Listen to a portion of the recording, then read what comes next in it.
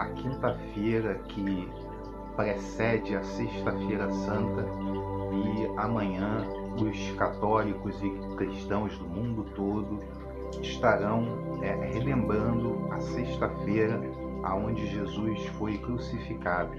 Mas você sabe que foi exatamente na quinta-feira, né?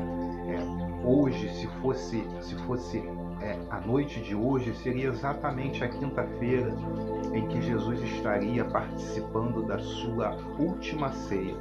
Exatamente, na noite de quinta-feira, Jesus reuniu seus discípulos e fez então aquela que se tornaria a grande celebração dos cristãos no mundo todo, que é a comunhão, né?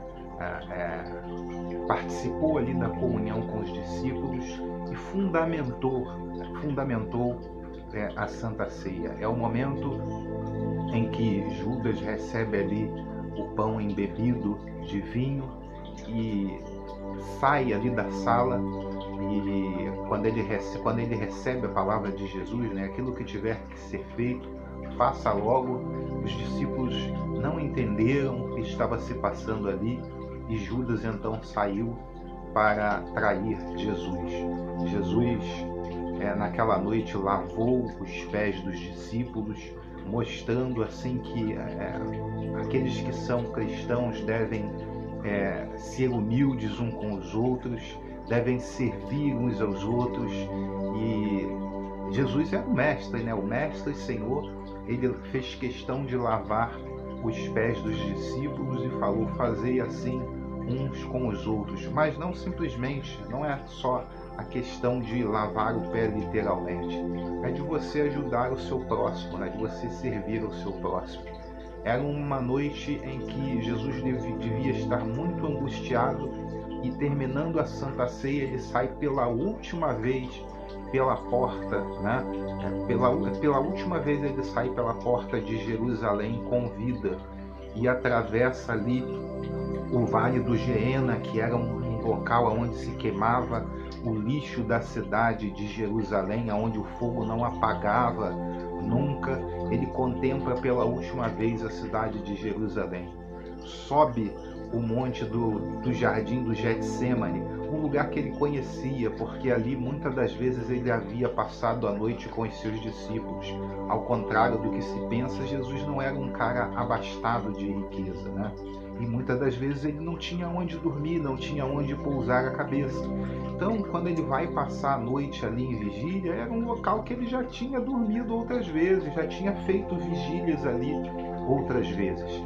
E ali ele começa a orar, pede os discípulos para orar, vigiar em oração junto com ele, enquanto ele sabia que aquele momento doloroso da sua prisão estava para acontecer, né? E Jesus chegou a suar gotas de sangue naquele momento de muita aflição, até que aparece, depois de muita oração, de oração dolorosa, até oração que ele fez por você, está na Bíblia, né?